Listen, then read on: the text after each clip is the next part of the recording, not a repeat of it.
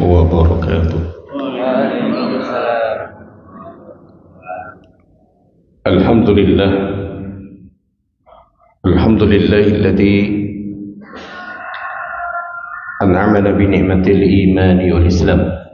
Nahmaduhu wa nasta'inuhu wa astaghfiruh wa na'udzu billahi min shururi anfusina wa min sayyiati a'malina may yahdihillahu fala mudilla lahu wa may yudlil fala hadiya lahu la haula wa la quwwata illa billah.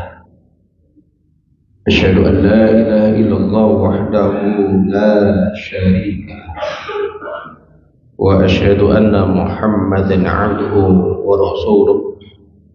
Allahumma shalli wa sallim wa barik ala Muhammadin wa ala alihi wa ashabihi wa man tabi'ahum bi ihsanin ila yaumiddin. Amma ba'd. Qala Allah ta'ala fil kitabihil karim, a'udzu billahi minasy syaithanir rajim. Wa basyiril ladzina amanu wa 'amilus shalihat anna lahum jannatin tajri min tahtihal anhar kullama ruziqu minha min samaratir rizqan qalu hadzal ladzi ruziqna min qablu wa utubihi mutasyabiha walahum fiha azwajum mutahharatun wa hum fiha khalidun. Shadaqallahul adzim. Bapak-bapak, ibu-ibu, para jamaah salat subuh yang semoga kita semuanya selalu dirahmati oleh Allah Subhanahu wa taala. Amin amin ya rabbal alamin. Mari kita mengawali di dalam perjumpaan pada pagi hari ini. Kita selalu bersyukur atas nikmat karunia yang oleh Allah limpahkan kepada kita semuanya, di mana kita masih diberikan kesempatan oleh Allah Subhanahu wa taala untuk menata kembali kehidupan kita yang fana ini. Kita tidak mengetahui kapan kita akan dipanggil oleh Allah Subhanahu wa taala. Tapi yang jelas pada pagi hari ini kita masih diberikan peluang oleh Allah Subhanahu wa taala untuk menata kembali. Mari kita luruskan niatan amaliyah kita, perbuatan kita, solusi kehidupan kita sesuai dengan kefitrahan kita, yaitu pengabdian kita kepada Allah Subhanahu wa taala. Fa insyaallah Allah akan memudahkan bagi orang-orang yang selalu ada di jalan Allah, dan itu merupakan janji yang telah dijanjikan oleh Allah Subhanahu wa taala, baik yang ada di dalam Al-Qur'an ataupun sunnahnya Rasulullah sallallahu alaihi wasallam. Salawat dan salam teraturkan kepada junjungan kita khatamil anbiya wal mursalin Rasulillah Muhammad sallallahu alaihi wasallam, kepada keluarganya dan para sahabatnya dan orang-orang yang selalu istiqomah dan orang-orang selalu berjuang di dalam dinul Islam yang hak ini. Bapak-bapak, ibu-ibu yang dimuliakan oleh Allah, pada kesempatan pagi hari ini saya diminta untuk memberikan badal pada Ustadz Ramadan yang kebetulan beliaunya tidak bisa hadir. Pada kesempatan kali ini saya mungkin akan sampaikan kaitannya dengan babul man laqiyallahu ya bil imani dakhalal jannah. Siapapun yang akan berjumpa dengan Allah dan berjumpanya Allah ini dengan keimanan, maka pasti dia akan masuk surga. Saya mengambil sebuah hadisnya Rasulullah sallallahu alaihi wasallam, di mana hadis ini dari Ubadah. Hadis Ubadah radhiyallahu anin Nabi sallallahu alaihi wasallam qala man syahida an la ilaha illallah wahdah la syarikalah wa anna Muhammadan abduhu wa rasuluh wa ana Isa abdullahi wa rasuluh wa kalimatul alqaha ila Maryam wa ruhu minhum wal jannatul haq wan narul haq udkhiluhu Allahu al jannah ala ma kana minal amal. Rawahul Bukhari wal Muslim. Hadis ini Bapak-bapak Ibu-ibu berasal dari Ubadah. Ubadah yang kita kenal ya Ubadah bin Samit, ya, itu merupakan sahabat dekatnya Rasulullah Sallallahu Alaihi Wasallam, dan kemudian apa yang didapatkannya dari majelis-majelisnya Rasulullah SAW. Hadis ini dari Nabi Sallallahu Alaihi Wasallam, di mana pernah bersabda Nabi Sallallahu Alaihi Wasallam, "Man syahida an la ilaha illallah wahdah." Barang siapa yang dia itu mempersaksikan, artinya dia itu yakin yakin bahwa tidak ada ilah yang patut disembah, yang patut dipatuhi, yang patut ditunduki illallah, kecuali hanya Allah Subhanahu wa taala wahdah, hanya Allah Subhanahu wa taala saja, la syarikalah, dan dia tidak mempersekutukannya dengan sesuatu pun, ya.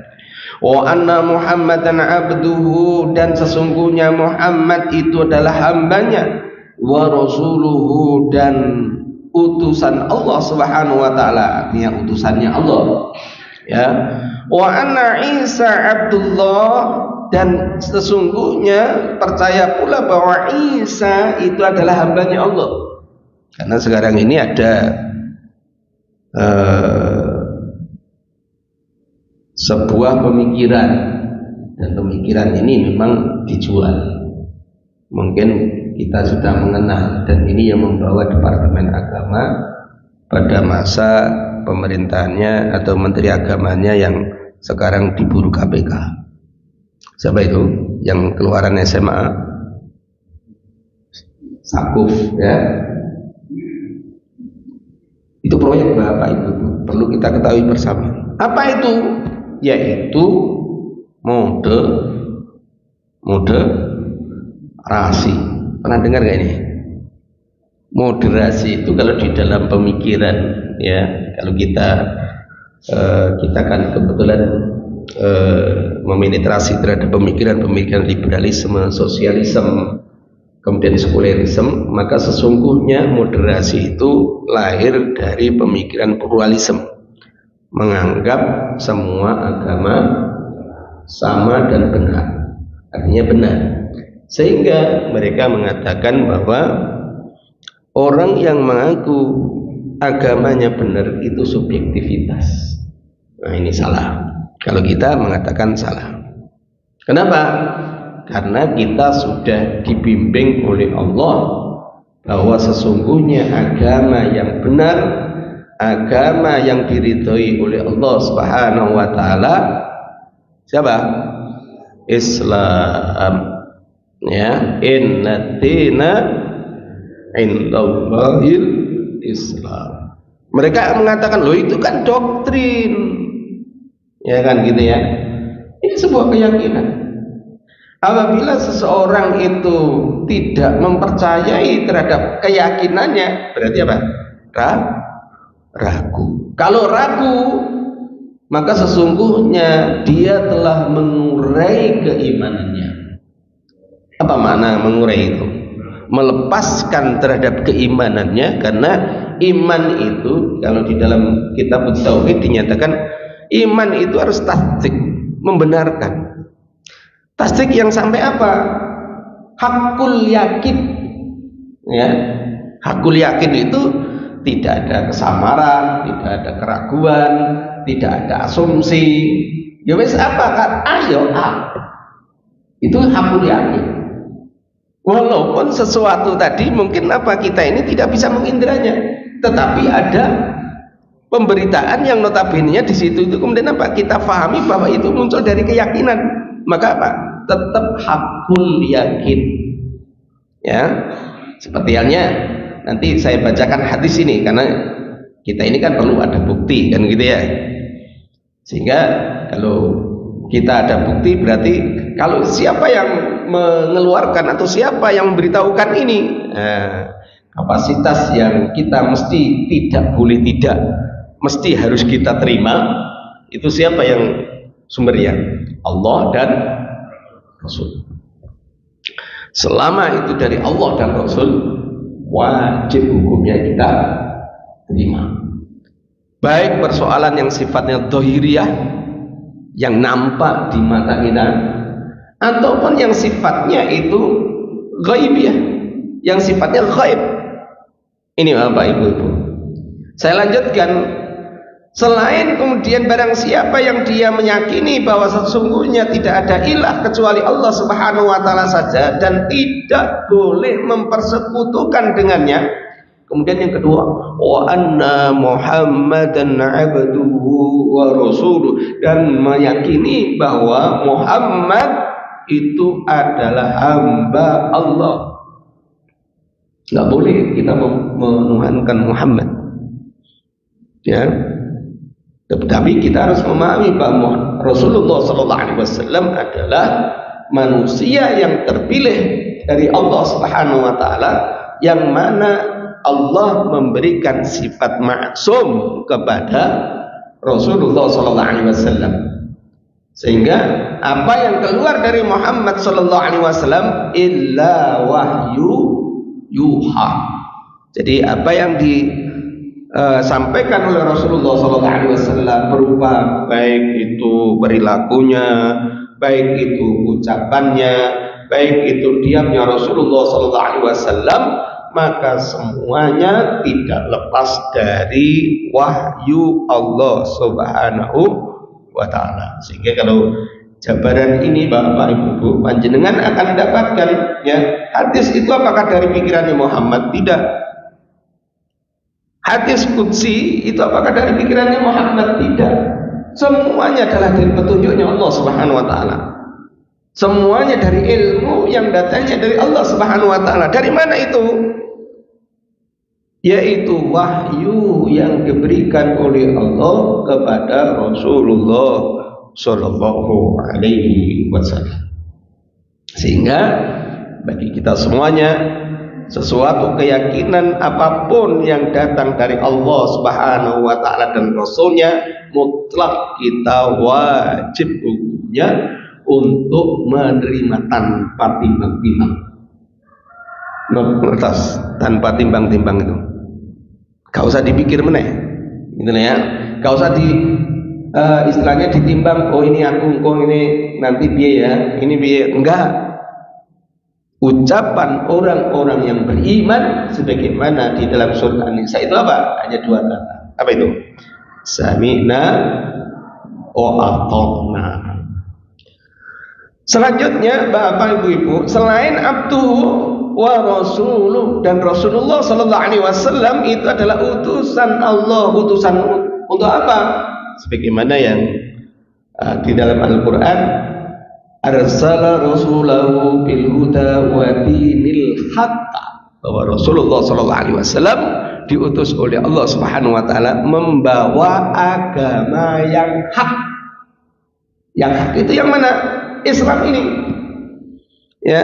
Jadi kalau kemudian kita ini sekarang ada masalah fenomena, ada moderasi, kemudian mengatakan bahwa selain Islam ada kebenaran, maka sesungguhnya sekali lagi dia mengurai terhadap keyakinan kerasulan Muhammad sallallahu alaihi wasallam. Ya, artinya dia melepaskan diri bahwa apa yang ditunjukkan oleh Rasulullah sebagai utusan Allah dia tinggalkan, dia tanggalkan. Selanjutnya Bapak Ibu, wa anna Isa, kenapa hadis ini kok juga lafadznya menyangkut masalah Isa? sesungguhnya apa yang kemudian tertera di dalam hadis ini, Bapak Ibu, ada sebagian yang mungkin pada saat itu mereka memahami bahwa Isa itu bukan utusan Allah Subhanahu wa taala. Sehingga inilah yang kemudian dibongkar oleh Rasulullah SAW, bahwa agama yang dibawa pada masa itu masih ada, dikatakan agama Hanif, itu ada orang-orang yang memahami Isa adalah anak Tuhan. Sampai sekarang ini juga begitu. Loh, itu kan nyinggung perasaan agama lain, Pak Ghazali. Sing menyinggung siapa? Siapa yang menyinggung? Allah sendiri memberitahukan. Ya. Di dalam surat Maryam itu jelas sekali. Bagaimana kemudian Allah mendudukkan siapa itu yang namanya Isa ibnu Maryam itu. Anaknya Maryam, yang mana oleh hadis ini diberitahukan oleh Allah Subhanahu wa taala bahwa beliau itu Abdullah, yaitu hambanya Allah, ciptaannya Allah. Wa rasuluhu, dan dia adalah rasulnya Allah. Wa kalimatuhu alqaha ila Maryam, yang kemudian oleh Allah Subhanahu wa taala dengan kalimatnya, ya, kalimat yang agungnya itu kemudian apa? Diberikan kepada Maryam, kemudian apa? Wa ruhu minhu, kemudian meniupkan ruh kepada apa yang dimaui oleh Allah Subhanahu wa taala tadi. Berarti Maryam tidak punya suami. Ya. Kalau keyakinan kita semuanya, Bapak Ibu, bahwa Maryam memang dengan itu ditakdirkan oleh Allah Subhanahu wa taala itu tidak memiliki suami. Loh, kok ngowahi adat? Nek wong wedok itu kemudian tidak pernah kemudian bersama laki-laki, mana mungkin itu kemudian hamil? Itu kan pemikiran manusia. Tapi di hadapan Allah itu gimana? Tidak berlaku. Karena Allah hanya mengatakan kun fayakun. Inilah itu. Ya. Saya lanjutkan. Inilah yang kemudian mungkin saya akan pertanyakan kepada kita semuanya, supaya kita ini kemudian apa? Memahami bahwa sesuatu yang sifatnya gaib, sesuatu yang kita tidak bisa indra sekarang ini, maka itu oleh Rasulullah SAW menyatakan, siapa yang kemudian mereka itu meyakini bahwa al-jannatu haq, ya, ini bagiannya. Tadi apa? Yang pertama, meyakini bahwa Allah Subhanahu wa taala sebagai ilah. Tidak ada ilah selain Allah Subhanahu wa taala, kita tidak boleh menyekutukannya. Kemudian yang kedua, bahwa sesungguhnya Rasulullah Muhammad sallallahu alaihi wasallam sebagai Abdullah dan sebagai utusannya. Kemudian yang ketiga, meyakini bahwa Isa alaihissalam adalah Abdullah, ciptaannya Allah, dan dia rasulnya, dan dia kemudian apa? Oleh Allah Subhanahu wa taala dengan kalimatuhu, dengan perkataan Allah. Ya. Bukan mengawini ini Maryam, wa kalimatuhu alqaha, maka pada akhirnya kemudian apa? Wa summa ruhu minhu, kemudian ditiupkan ruh kepada siapa? Maryam di janinnya, yaitu kepada Isa alaihissalam. Jadi ini juga respect ke belakang apa yang mungkin baru kita temui peristiwa itu dengan adanya Natal dan Tahun Baru. Kenapa para ulama itu menyatakan bahwa mengucapkan itu enggak boleh selamat? Karena berarti kalau kita mengucapkan selamat kepada mereka, berarti kita menyetujui bahwa pertama, Isa alaihissalam ibnullah, Kalau kita lihat di dalam perbandingan agama Bapak Ibu, kenapa 25? Sebenarnya ada sejarahnya. Penyebaran Kristen yang ada di Romawi itu tidak mudah. Lah, sedang di Romawi itu memiliki Tuhan yang namanya Zeus. Zeus itu Bapak Ibu. Dulu panjenengan kan suka lihat itu ya. Zeus bapaknya Hercules. Nonton Pak Ghazali. Oh iya saya dulu. Ya, senang mau gagah-gagah. Filmnya kan gagah-gagah gini ya. Hercules kuat kan gitu. Ini Bapak, apa hubungannya kaitannya dengan tahun baru? Itulah yang kemudian diambil oleh orang-orang Masehi dari perhitungannya, ya. Dan tidak kita sadari, ya, kita ini dalam satu waktu itu menjalankan 3 kemusyrikan. Pertama, apa? Melakukan sebagaimana orang Nasrani, melakukan sebagaimana kaum Yahudi dan Majusi.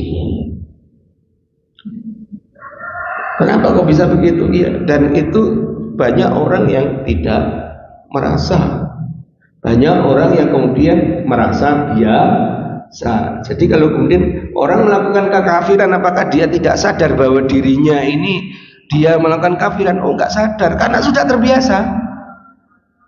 Ini hati-hati Bapak Ibu. Oleh karena itu pentingnya bagi kita semuanya berdekatan dengan orang-orang yang beriman, orang-orang yang soleh. Itu kemudian apa? Ini nanti akan selalu diingatkan. Ya, selalu diingatkan. Iya. Subhanallah, kalau kemudian kita ini dekat dengan orang yang soleh, orang yang beriman, itu selalu akan diingatkan walaupun mungkin cambukannya terasa gitu ya. Bisa jadi mungkin awalnya masa toh gitu ya. Tapi itu fakta ya. Pada akhirnya kalau kita kemudian itu menganggap sesuatu hal yang kemudian di luar Islam itu sebagai perilaku yang biasa, berarti sudah bertalu-talu bentuk-bentuk kemusyrikan itu dilakukan oleh manusia. Saya lanjutkan. Dan juga yang ketiga, yang keempat, yaitu yang ketiga meyakini bahwa Isa Abdullah wa Rasuluh, dan Rasulnya Allah Subhanahu wa Ta'ala, dan apa? Wa kalimatuhu, penciptaan Isa alaihissalam di perutnya Maryam, wa kalimatuhu, dengan kalimatnya Allah. Kemudian ditiupkan ruhnya oleh Allah Subhanahu wa Ta'ala. Iya Pak. Yang selanjutnya yang kelima, al-jannatu haq. Nah, ini yang saya katakan tadi. Saya mau tanya kepada panjenengan, ada yang pernah lihat surga? Sudah ada yang pernah merasakan surga? Nggak ada lah. Ya, kalau mendengar cerita bagaimana itu surga, pernah, ya. Kemudian selanjutnya hadis ini, an-naru haqq, dan neraka itu adalah kebenaran. Sesuatu yang kemudian apa? Yang itu ditunjukkan oleh Allah benar, sebagaimana arsala rasulahu bil huda wa dinil haqq. Nah, karena berita-berita itu ada di dalam agama kita. Dan Allah Subhanahu wa Ta'ala, udkhilhu Allahu al-jannah ala ma kana min amal. Ya. Jadi di dalam hadis ini Bapak Ibu-ibu, ya, kalau orang yang kemudian mereka itu meyakini surga itu hak, benar, juga neraka hak dan itu benar, pasti Allah akan memasukkannya ke dalam surganya Allah, meskipun bagaimana amalnya. Artinya apakah manusia itu dimasukkan oleh Allah Subhanahu wa taala itu dengan amalnya? Maka jawabnya tidak mesti dengan amalnya, tetapi dengan rahmatnya Allah. Ini apa? Karena nanti kalau kita memahami ada orang yang beramal ahlul jannah, tetapi ternyata akhirnya tidak. Mari kita jaga. Kalau gitu berarti kita ini nggak usah beramal kebaikan, Bang Uzadi. Ya enggak begitu. Karena apa? Karena untuk menuju kepada rahmatnya Allah Subhanahu wa taala, maka panjenengan juga mesti harus duduk beginian ini, salah satunya. Dan panjenengan duduk ini amal. Ya. Dan ingat, perbuatan orang-orang penghuni neraka dengan penghuni surga itu berbeda. Orang-orang ahlul jannah itu kemudian apa? Panjenengan mendengarkan ini termasuk apa? Amalan ahlul jannah. Orang-orang yang sekarang ini kemudian apa? Bertalu-talu, bangun tidur memikirkan dunia ini, nyari hidup, ya. Ternyata apa yang dia lakukan adalah untuk menipu, untuk kemudian mengkelabui, mendolimi. Apakah kemudian itu tidak berdosa? Berdosa, tapi mereka dengan sekuat tenaga berusaha mencari itu.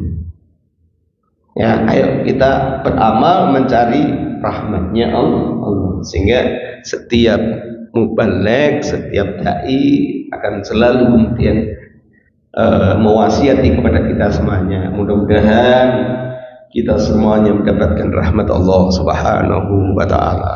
Amin. Ini apa? Terus gimana?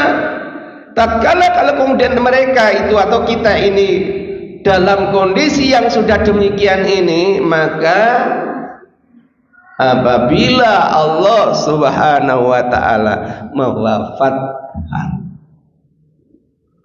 maka katanya Allah Subhanahu wa taala berdasarkan hadis ini, itu kita akan masuk surga. Kapan Pak Ghazali? Wallahu a'lam. Karena nanti juga ada yaumul hisab. Ya. Berarti masuknya surga itu rahmatnya Allah. Ya. Tapi kapannya? Ini kemudian apa? Kita tidak bisa menentukan sesuai dengan hisabnya Allah Subhanahu wa taala. Ini saudara. Jadi kalau panjenengan dapati orang yang suka berpuasa, maka gimana? Ini salah satu amal, ya, amal kebaikan yang diperintahkan oleh Allah dan Rasulnya, maka dia akan masuk ke pintu jannah namanya Rayyan. Jadi diberi nama ya, dan itu hak.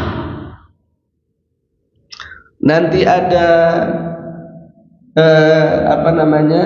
orang-orang yang kemudian akan dijumpai oleh Rasulullah Sallallahu Alaihi Wasallam. Maksud sekian banyak orang dijumpai Rasulullah. Memang pemberitaannya begitu. Dan nanti orang-orang itu akan diberikan oleh Rasulullah sendiri yang namanya al-khawdnya Rasulullah Sallallahu Alaihi Wasallam. Apa itu al-khawd? Air telaga al-Kautsar. Kau ngerti Pak Ghazali dalam hadis?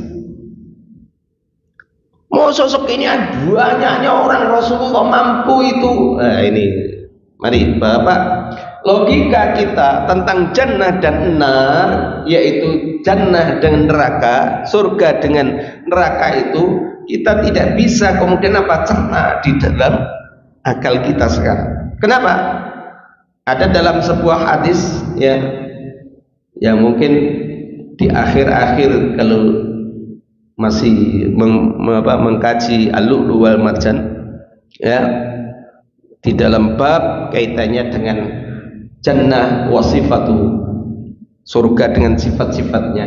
Ternyata surga itu kenikmatannya tidak pernah terlintas nikmatnya di dalam benaknya kita. Senikmat-nikmatnya kenikmatan yang sudah pernah kita jumpai, kita alami, kita lihat, maka sesungguhnya nikmatnya melebihi melebihi itu. Melebihi kok banter. Iya. Karena apa? Nggak pernah terlintas. Kalau begitu mungkin kita ini semisal ini ya, walaupun ini juga nanti tidak terlintas ya, panjenengan butuh apa kesukaan panjenengan ya, makan apa Pak Sarip, panjenengan suka apa Pak Sarip? Oh gorengan, langsung malap gitu aja sesuai dengan kehendaknya Pak Sarip ya, gitu loh ya, itu iya ya. Artinya apa? Sesuatu yang kita inginkan, yang membuat diri kita senang, subhanallah, Allah subhanahu langsung menyediakan. Dong nanti ada kakek mangan, terus gimana Pak Uzari? WC ini piye? Nah, kita kan berpikirnya kan dunia lagi, ya kan? Di surga itu nggak ada kotoran, Bapak. Halo, saya sampaikan ya, di surga itu nggak ada kotoran. Nggak ono bau gak enak. Lek bau ini keringetnya kita semuanya ini kan lek gak diwenehi minyak wangi kan pripun? Dahsyat. Katu sih. Kamu tidak mandi berapa kali? Nanti di surga nggak ada begituan. Ya, keringet kita ini napa? Wangi, piye wangine? Ngentek nih pirang gram kan gitu ya, itu pikiran masih di dunia lagi ini. Demikian pula kaitannya dengan neraka Bapak Ibu. Sesakit-sakitnya apa yang ditimpakan kepada manusia, maka sesungguhnya tidak pernah terlintas, tidak pernah dibayangkan, tidak pernah kejadian yang namanya kesengsaraan di neraka. Gimana situasi kondisi semuanya mengangkat bara api, tapi manusia bisa hidup di situ. Langsung bayang. Wong kita ini kalau dalam sebuah riwayat, dunia ini hanya asap. Asap yang sekian sudah ibaratnya kalau orang itu disepuh itu kan wong apa namanya mandi, ngertos mandi ya, mandi besi, pandai besi. Tuh iman ngono lagi celup nih air lagi, bukan yang besinya itu yang sakit, tapi apa? Asapnya ini di dunia ini sudah bisa menghanguskan manusia. Apa yang mungkin kita pahami hangusnya manusia di dunia ini, nggak pernah itu terlintas lebihnya di nerakanya Allah Subhanahu wa Ta'ala. Allahu Akbar. Oleh karena itu Bapak Ibu ya, kita mari kesempatan yang ada dalam kehidupan dunia ini kita jangan sia-siakan ya. Kenapa? Karena persoalannya itu akan memberikan dampak kalau bagi orang-orang yang menyia-nyiakan, mereka tidak ingat kepada Allah Subhanahu wa Ta'ala, maka dirinya nantinya akan betul menyesal dengan sesesalan yang tiada taranya. Kenapa di dalam hadis qudsi itu dikatakan begini, orang yang menyesal itu sampai-sampai dia nanti akan tenggelam dengan keringatnya. Tenggelamnya itu Bapak Ibu, ada yang semata kakinya, ada yang pinggulnya, ada yang itu sebaunya, ada yang seluruh tubuhnya itu tenggelam dengan keluhnya. Banjir Pak Gusani, banjir lokal. Artinya lokal itu gimana? Dirinya sendiri. Terus gambarannya gimana? Ya gambarannya ngono lah ya. Masa ono wong kebanjiran kok dirinya sendiri. Itu gambaran yang diberitahukan di dalam hadis qudsi. Hadis qudsi itu apa? Pemberitaan dari Allah Subhanahu wa Ta'ala, tetapi lafadznya itu kemudian apa? Disampaikan oleh Rasulullah Sallallahu Alaihi Wasallam. Berarti juga kalamullah, kalamu. Ya. Terus gimana? Ya jelas sebagaimana tadi Allah telah menjanjikan kepada kita semuanya, apabila kita ini betul-betul ya menghadap Allah dengan keimanan yang tidak diragukan lagi,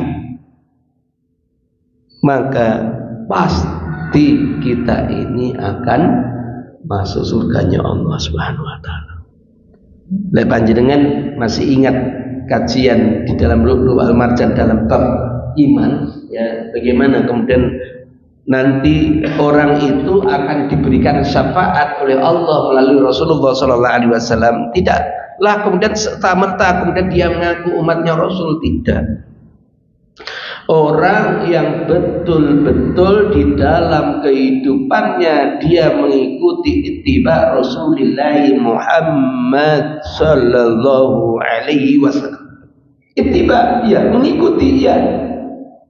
Oleh karena itu Bapak-bapak, Ibu-ibu, kalau kita ini di dalam kehidupan perlulah kemudian kita bagaimana toh kita ini berjalan dalam kehidupan ini. Mari kemudian kita ini, oh Rasulullah Sallallahu Alaihi Wasallam demikian.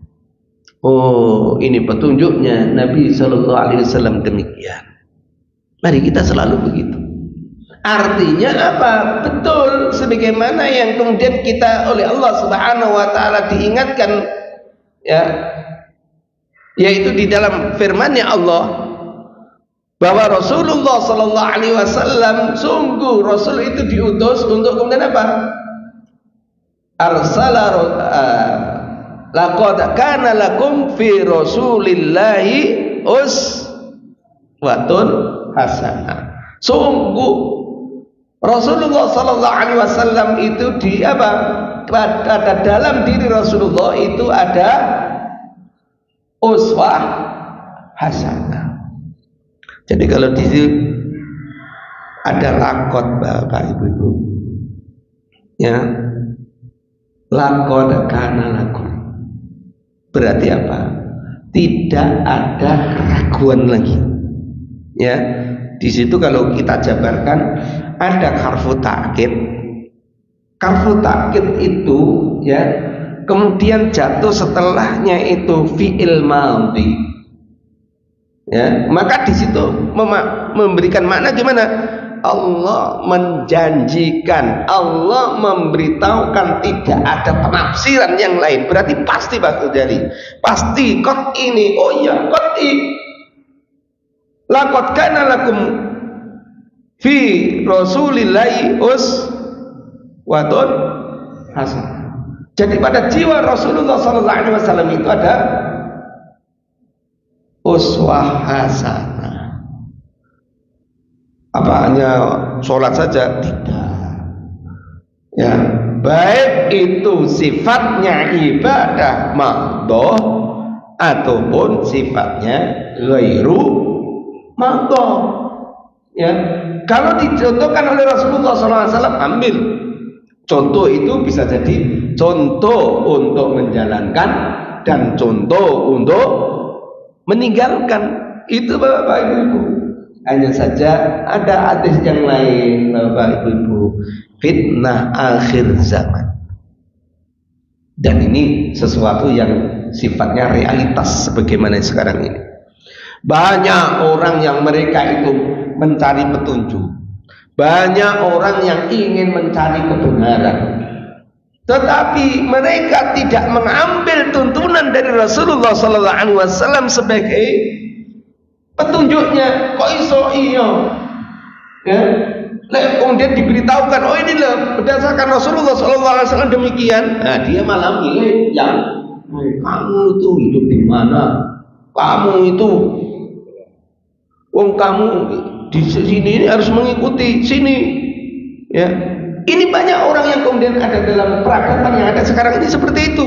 Semestinya kalau kemudian kita ini telah menyatakan la ilaha illallah Muhammad Rasulullah, maka dimanapun berada kita harus pegang yang namanya dua kali. Tetapi fenomena fitnah akhir zaman ini tidak demikian. Mereka mencari petunjuk, tetapi mereka tidak menjadikan petunjuknya Rasulullah SAW sebagai petunjuknya. Oleh karena itu, Bapak Ibu-ibu, ayo ya, saya ajak panjenengan semuanya, karena sesungguhnya kematian itu pasti. Ya, kita semuanya harus kemudian berjaga-jaga. Harus kita ini bukan waspada kemudian kita lari, tidak ya. Artinya kita ini harus mempersiapkan diri kita. Maknanya waspada ini adalah mempersiapkan diri kita apabila sewaktu-waktu kita ini dipanggil oleh Allah Subhanahu wa ta'ala. Tidak berpikir apakah kemudian dalam kondisi sakit atau tidak sakit. Mungkin itu apa ibu-ibu yang dimuliakan oleh Allah. Mudah-mudahan kajian kita pada pagi hari ini Allah Subhanahu wa ta'ala selalu kemudian menetapkan kekuatan iman pada jiwa kita, walaupun banyak fitnah-fitnah akhir zaman yang sekarang ini bertalu-talu kepada kita semuanya. Dan mudah-mudahan keistiqomahan kita semuanya menghantarkan kita dalam kondisi akhir untuk menghadap Allah Subhanahu wa ta'ala dengan iman yang tanpa ragu. Dan mudah-mudahan kita semuanya husnul khotimah. Amin amin ya rabbal alamin. Mungkin ada yang ditanyakan, silakan Bapak Ibu.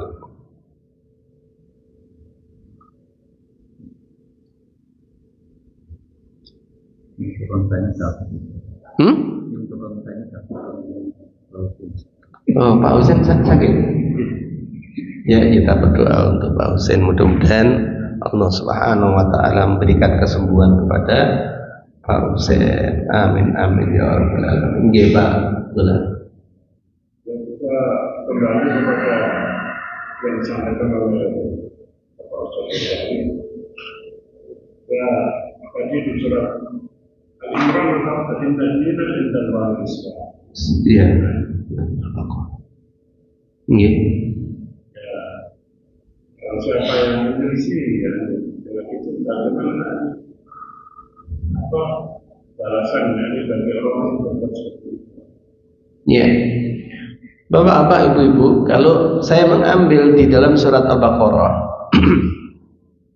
kalau kita menselisihi terhadap apa yang ada di dalam dinul Islam, Allah menyebutkan begini. Wala ini taba'ta ahwa'ahum. Ahwa'ahum itu siapa? Yaitu orang-orang di luar Islam.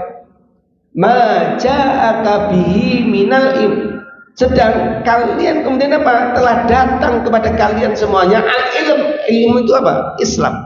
Jadi kita petunjuk kita, yaitu Islam ini sudah datang. Malaka minallahi min waliyyin wala nasir. Maka janjinya Allah itu, maka kalian tidak akan mendapatkan apa? Pertolongan dari Allah, dan tidak ada perlindungan kepada kalian nanti kalian kembali. Berarti gimana?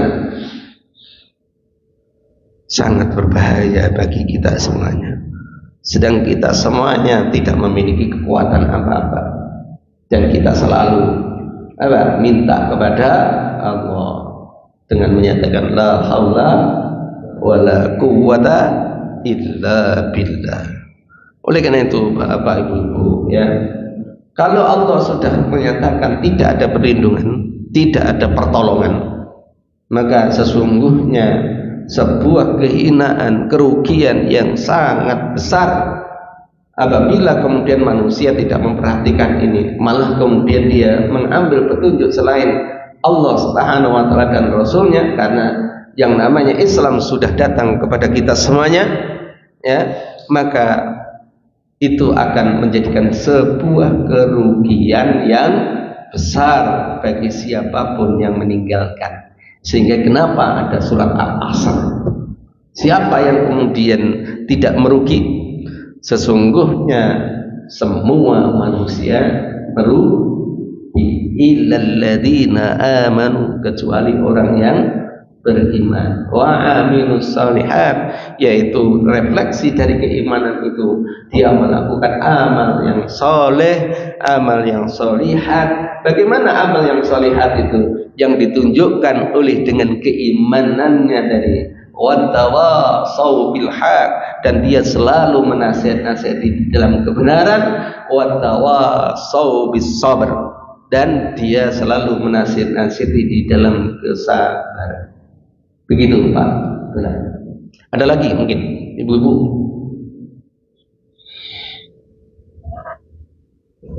Cukup ya? Ya, mungkin terjawab Pak Ibu. Mudah-mudahan kita diistiqomahkan oleh Allah Subhanahu wa taala dan mudah-mudahan kita mendapatkan kemuliaan di sisi Allah kelak, yaitu jannahnya Allah. Amin amin ya rabbal alamin.